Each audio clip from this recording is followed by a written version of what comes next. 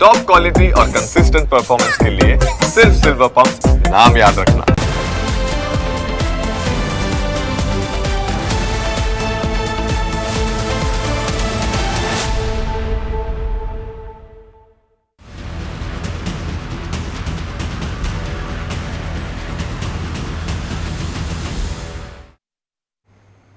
રાજ્યમાં શૈક્ષણિક કામગીરી ઉપરાંત બીજા સરકારી કામકાજોમાંથી શિક્ષકો ઊંચા નથી આવતા, તેવામાં રાજ્યના શિક્ષણ વિભાગે કરેલા નિર્ણયે શિક્ષકોનું ટેન્શન વધાર્યું છે.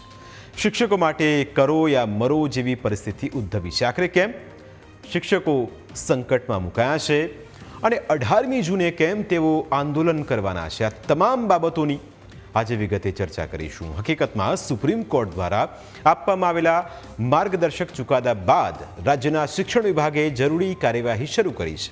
આ નિર્ણયની સીધી અસર એવા શિક્ષકો ઉપર પડશે જેમણે હજુ સુધી ટેટની પરીક્ષા પાસ નથી કરી. શિક્ષણ વિભાગે તમામ જિલ્લાઓને સૂચના આપીને જરૂરી પ્રક્રિયા હાથ ધરવા કહ્યું છે. શિક્ષણની ગુણવત્તા અને રાષ્ટ્રીય ધોરણો સાથે સુસંગતતા જાળવવા માટે આ નિર્ણય લેવાયો છે.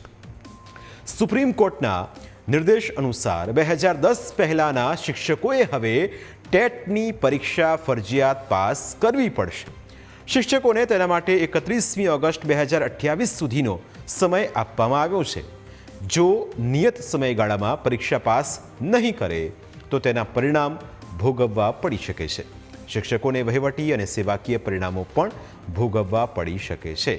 એટલે કે જે શિક્ષકો ટેટ આપ્યા વિના જ નોકરી ઉપર લાગ્યા હતા તેમને આ પરીક્ષા પાસ કરવી જ પડશે. વિદ્યાર્થીઓને ભણાવવા શિક્ષકોએ હવે ખુદ ભણવું પડશે અને પરીક્ષા આપવા પણ બેસવું પડશે. રાજ્યભરમાં અંદાજે 75,000 જેટલા શિક્ષકો આ નિર્ણયની અસર હેઠળ આવી શકે છે. શિક્ષણ વિભાગ હવે જિલ્લાવાર માહિતી એકત્રિત કરીને એવા શિક્ષકોની યાદી તૈયાર કરશે જેમણે હજુ સુધી ટેટ પરીક્ષા પાસ નથી કરી. ત્યારબાદ તેમને જરૂરી માર્ગદર્શન પણ આપવામાં આવશે. પરંતુ શિક્ષકોએ તેનો સખત શબ્દોમાં વિરોધ કર્યો છે. ટેટ ફરજિયાત કરાતા શિક્ષકોમાં રોષ ફાટી નીકળ્યો છે. અખિલ ભારતીય રાષ્ટ્રીય શૈક્ષિક મહાસંઘે પત્રકાર પરિષદ યોજીને આ બાબતે પોતાનો રોષ વ્યક્ત કર્યો. સાથે જ શિક્ષકોએ 18મી જૂને દેશવ્યાપી ધરણા કરવાની પણ જાહેરાત કરી છે. રાજ્યના 2.5 લાખ શિક્ષકો વિરોધ નોંધાવશે. શિક્ષકો તમામ જિલ્લા મથકો ઉપર વિરોધ પ્રદર્શન કરશે. આ ઉપરાંત અખિલ ભારતીય રાષ્ટ્રીય શૈક્ષિક મહાસંઘે શિક્ષકોના અને શૈક્ષણિક કાર્યોને લગતા પ્રશ્નોની સરકારમાં રજૂઆત કરી છે અને જો પ્રશ્નોનો ઉકેલ નહીં આવે તો આંદોલનની ચીમકી પણ ઉચ્ચારવામાં આવી છે.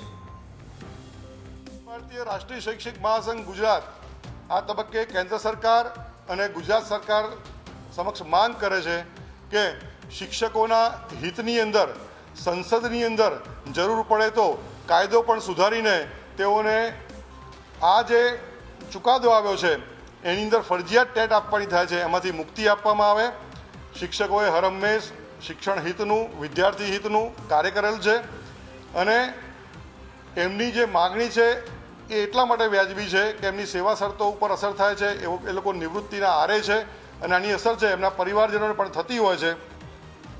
તો મહત્ત્વની બાબત જે કીધી એ પ્રમાણે કે આગામી 18મી જૂનના રોજ દરેક જિલ્લા કેન્દ્ર ઉપર અખિલ ભારતીય રાષ્ટ્રીય શૈક્ષિક મહાસંઘ ધરણા કરશે અને ધરણા કર્યા બાદ કલેક્ટરના માધ્યમથી માન્ય પ્રધાનમંત્રી અને માન્ય શિક્ષણ મંત્રીને આવેદનપત્ર આપશે.